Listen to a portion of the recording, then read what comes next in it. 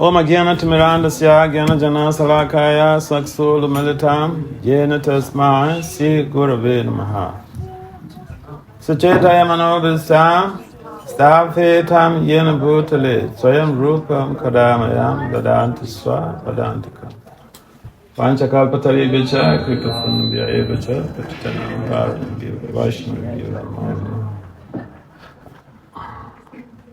Namo Vishnu Padaya Krishna Vishaya Vikali Srimad Bhakti Vedanta Swami Namaste Saraswati Devi Gauravani Vicharane Nivisisa Swami Bhadi Falsatara Vande Shri Krishna Chaitanya Nityananda Sahodata Gatadaya Puspavantu Chita Chantamam Nama Jaya Sri Krishna Chaitanya Prabhu Nityananda Sri Advaita Kadara Sri Prasadi Gaura Bhaktavin Hare Krishna Hare Krishna Krishna Krishna Hare Hare Hare Rama Hare Rama Rama Rama Hare Hare. So I'd like to re-echo the words of Vietnam, our president. Happy New Year to everybody. So we're just going to be very brave, but some fundamental tools to be able to navigate through the operational system that we have to deal with. This is the beginning of the year. This is a fresh, new year, 2025. And you'll be dealing with so many people in the world of work, in schools and colleges, and also in the devotional arena. So one of the things that struck my mind this morning is a construct that is very much difficult to deal with. The construct is something you cannot measure the breadth and length, but you can feel it, you can perceive it. And just like learning, it's a psychological construct. So trust is also a psychological construct. And our lives are, the trust is very pivotal to our lives. Pivotal in our relationships, whether in the workplace or in Krishna consciousness, whether in the family or with friends. Trust is just a major principle that we need to be able to sustain our relationships, sustain our services to Krishna. And sometimes people ask, I remember I was in Delaware and we had a program, and this lady, she was so much worried about some things that were going on. And so she asked, Maharaja, so who can we trust? And so that question is a generalized question, but it's something that we have to reflect on. Who can we trust? In the workplace, in our relationships, with friends, even the extended family, or even in the immediate family. So Rupa Goswami says, we must have someone to trust. At least one person to trust. Not just Krishna, but at least one embodied soul. At least one person.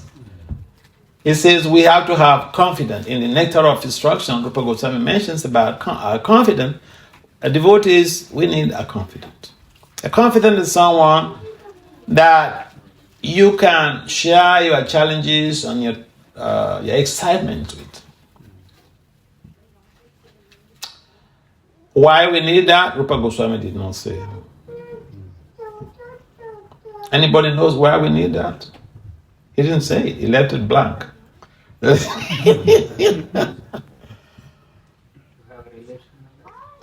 have a relation, to exchange. Yeah, but why? Why you have to exchange? Otherwise, it won't come into experience. It will stays in mind, but it won't come into experience. To experience, to the feeling or whatever it is. Yeah, but what if I had a bad experience? Why should I share with somebody? Maybe to reduce it, the pain of the bad experience, to reduce it. Yeah. Thank you. That's a good point. Now, the reason why Rupa Goswami stated that we need to have a confidence is based on the principle of sharing. Okay, so sharing in general, say if I have a quarter size sheet of paper, and my friend came around and I said, "Oh, please, can you give me some paper because I want to write something for my friend." So I tear this paper into two and give him or her a part. I no longer have a full sheet of paper. Yes. That is sharing. So each time we share our traumatic experiences with the therapist, or like we go to the doctor, we may be in pain, and the doctor will want to know the details of what we are experiencing. And these questions, and they are intriguing, and they are not just for fun. They are therapeutic experiences that people have to pass through when you share. So when you share your distressful experience with somebody you trust, the negative impact of that experience is reduced to almost half. That's why when you go to the therapist, sometimes they want you to recall all of the events that took place. But sometimes it could be very, very painful to go back to recount everything you had experienced. You try to forget. It's still on the subtle plane and becomes like a trigger. So because we trust the therapist and we follow up with that system, but we do get some relief just by recounting to the therapist what we passed through. The opposite of that is we bottle up. Keep everything to ourselves. And the effect of that is that someone may do something really very, very minor. And because you've been bottling up, and the bottle bursts. The cover. And then the person wonders, what? That little thing I did. Yes, because we have been bottling up. So trust. We trust Krishna. That's why we give our life to Krishna. You see people, like in our movement, we find all of these renaissance. Most of them, they come from very wealthy backgrounds. Like the Americans. They come from a wealthy background and then abandon all of this wealth and give their lives to Krishna. They trust Krishna. But then the question is, what do we look into to be able to, what is the assessment? What evaluation do we have? What is the yardstick for trusting somebody? Krishna says, Name Bhakti Prashati. Don't worry. No, my devotee shall never perish. Did he really do that, or he was just bluffing? He was not bluffing. When Draupadi was being derobed in the assembly, there were Kshatriyas there who were supposed to help. They never helped. It was designed in that way that they wouldn't help. And then Draupadi, she was trying to fight to protect herself from being derobed. And then she realized that she couldn't make it. So she yelled out, "Hey, Govinda!" And immediately Krishna came to the rescue. Gajendra was fighting with the crocodile. He realized he couldn't help himself. He prayed to Vishnu, and Vishnu came to the rescue. So there are practical examples in the Vedic literature where Krishna came to rescue when the devotee who called on him was in danger. And we find also in the battlefield of Kurukshetra, Krishna had promised he will not partake in a fight. he would just be the charioteer. But when Arjuna was driven to the brink of disaster, he broke that promise. He jumped off from the chariot, carried his chakra. For the sake of his devotee, he's ready to abrogate all types of contracts. So we trust Krishna because he can give us protection. We trust Krishna because he says one thing and he follows this up. It's called consistency. We trust Krishna because he is competent. You see, when we say I trust this person, we give our lives to somebody, is the person competent? What is the competency? Does he have competency? We give our lives to the doctors because they are competent. They are trained. They can use a knife. We are not afraid of the knife.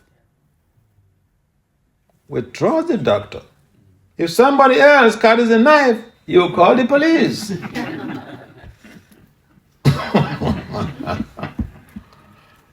The same knife.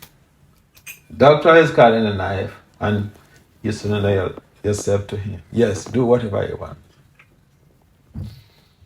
Trust. So, one of the major elements of trust is competency. Someone has to be competent to be trusted. You don't just tell somebody, trust me. For what? Are you competent? I was in Michigan and one lady and her daughter were coming to cook for me, coming to serve. And the girl at the time was doing a doctorate, doing a PhD. And, she was attracted to one guy and wanted to marry the guy. And so the mother came to me to ask about that guy. And I know the guy very well. So, devotees were trying to boost everybody, don't criticize. So she came to me to ask, Maharaja, do you know such a guy? I said, yes, I know him. Oh, he came from a very wealthy family and, they're real big guys. She said, Maharaja, it's not about riches. Can this guy take my daughter back home, back to God? Boy, I didn't have an answer. Trust, competency. Is he competent? So, these are elements of trust. Another element of trust is character. What is the character of this person? Is he humble? Is he sincere? Does he embody ethics or does she embody ethical values? Beauty alone. We will not eat beauty. Beauty is very good, but beauty should be ornamented with character. That's a good combination. So we look out for people who have developed character. And the very principle of Krishna consciousness, validates that. Because when we come to Krishna consciousness, we're chanting and hearing, participating in the activities, having association. And one of the things that ensures is developed character. We can't buy it in a mall. It is by devotional cultivation that we can have developed character. And then that is a trigger for trust. We trust somebody because their character is Paka. They're very sincere. They're very great, but they're very humble. Another element of trust is, when I was in Washington, D.C., I was mentioning about trust on principles that validate our emotions to be able to create an awareness and sustainable awareness for a sustainable future. Because this is a construct that is experienced in everyday reality. Whether you're going into a relationship, you have to figure out, is this person worthy of trust? In research, trustworthiness is a big thing. Is there trustworthiness in this research? You don't just go and conduct a research. But then the evaluators will want to see the trustworthiness of the research. So it's not just only in relationships. We trust the acharyas. We trust Narada. We trust Prabhupada. Because we see Prabhupada came to America with practically nothing and established a movement, a worldwide movement. And he had thousands and thousands of disciples. He never exploited a single one. You may say, oh, he was an old man. There are old people who were incriminated of sex abuse and sex assault. People who are older than Prabhupada in this country.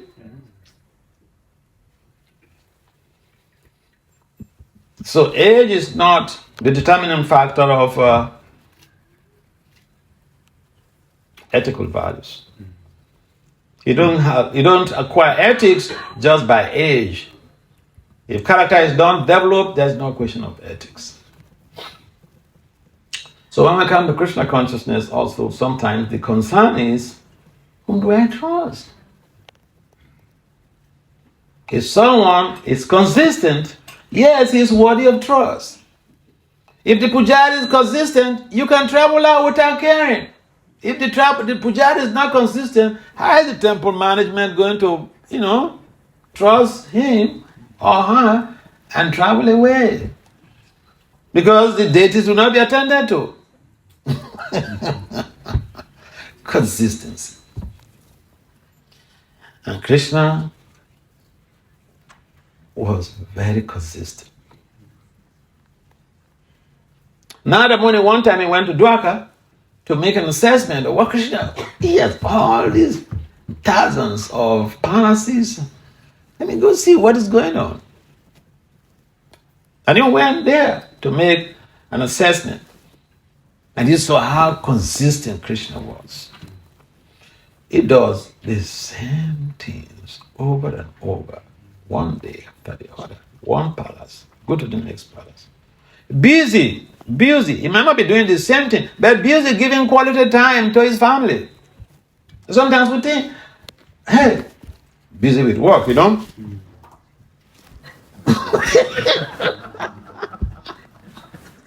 If you're so busy with work, you cannot give quality time to your family, why are you marrying? Just marry Krishna. Okay? You're so busy, you don't have time for your family. Don't marry, don't keep a woman in the house for decoration. Just marry Krishna. But if you are keeping someone in the house, that calls for a responsibility. And the responsibility should be consistent. It's not that you care today and tomorrow you don't care. So consistency is one of those principles that we use in evaluating why and how we can trust somebody. And all of this, we see Krishna consistently, he protects his devotees. He doesn't say, I'm going on vacation.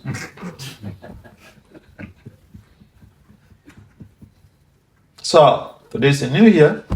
Many people were making some resolutions. From today, I'm not going to do this. I'm not going to do that. I will find this a lot in the secular world. People say, well, from today, I'm not going to smoke anymore. I know the implications of smoking. It could cause me some embolic heart disease. And so I give it up. I stopped drinking. But then, after 1-2 weeks, they go back again. Consistency. People can't even trust themselves, not to talk of enabling others to trust you. If you say one thing and you don't follow it up, you fail yourself. You don't trust yourself, You cannot trust yourself. How can someone else trust you?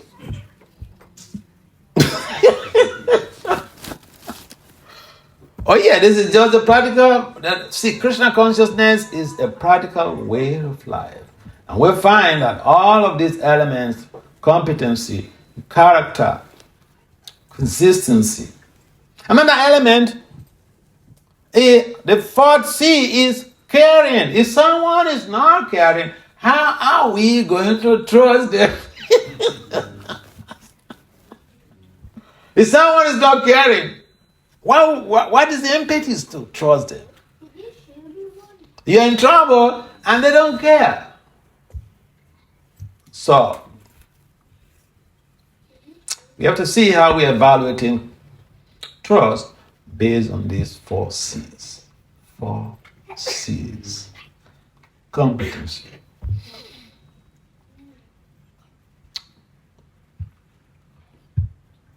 Caring. Consistency. See, a devotee is supposed to be very wise. Knowledge is power. But theoretical knowledge is not enough. You have to implement the models and the theories in a life for sustainable growth. So we see that all of these 4 C's are in Krishna. All of these 4 C's are in the Acharya. So we trust them. We're not blind followers. Chil Prabhupada Ki. Happy New Year. Ki.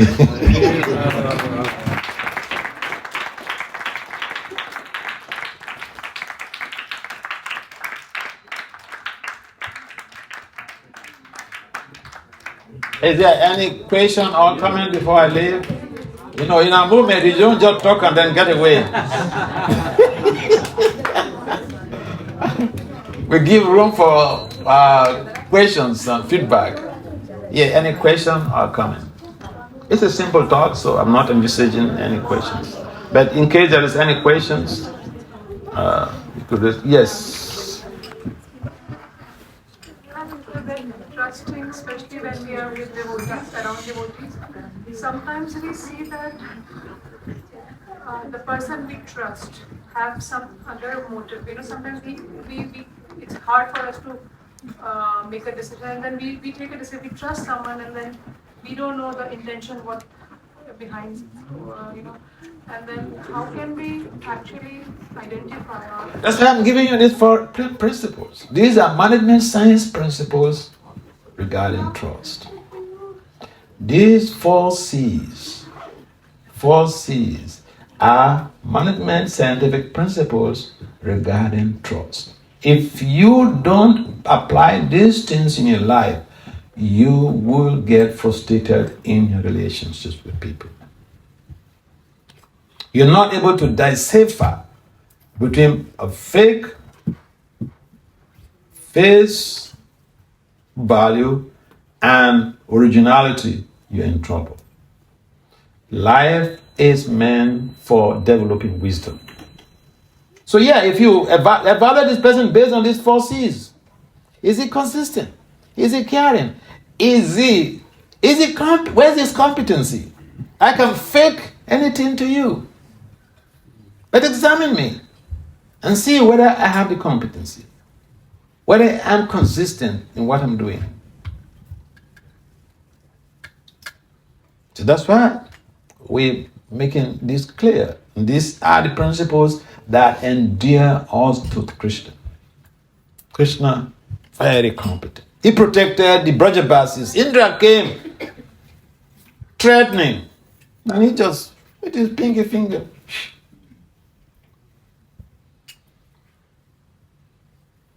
See, by nature, Allah Krishna mentions in the Gita, the conditioned soul has been exploiting the resources of material nature since time immemorial. That's our nature. We come around sometimes, we pretend to you that I care, that I'm a good guy.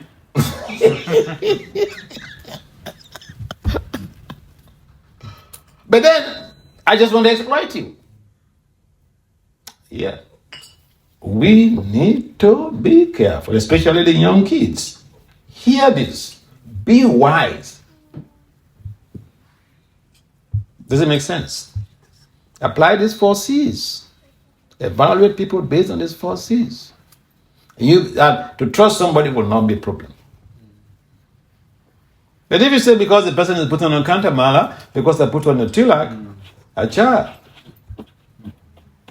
We have people supposedly putting on tilak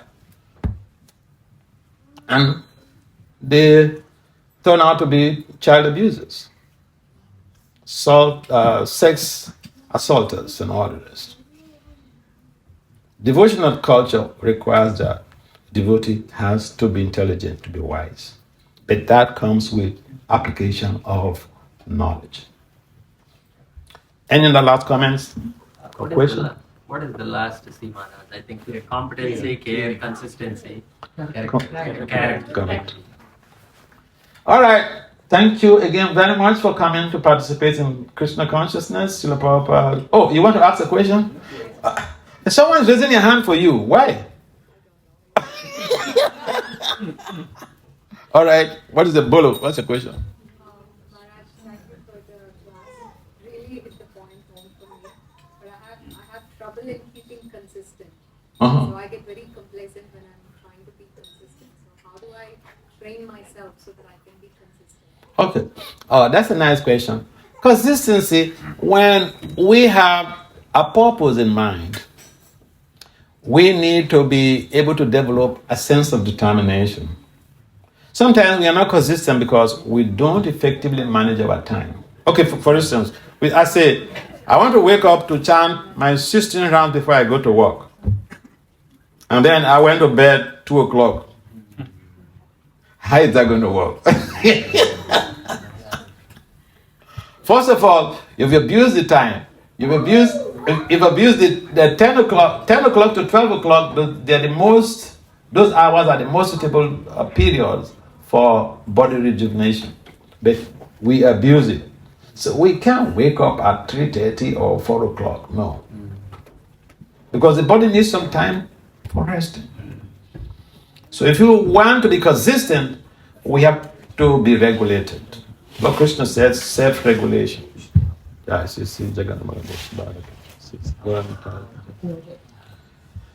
So self-regulation is the watchword Lord Krishna mentions in the Gita. And self-regulation, they have, if you go to Google Scholar and Google self-regulation, there are so many scholarly theories on self-regulation. But Krishna is the original theorist of self-regulation. He mentioned that in the Gita. Srila Prabhupada ki jai. All right. Thank you.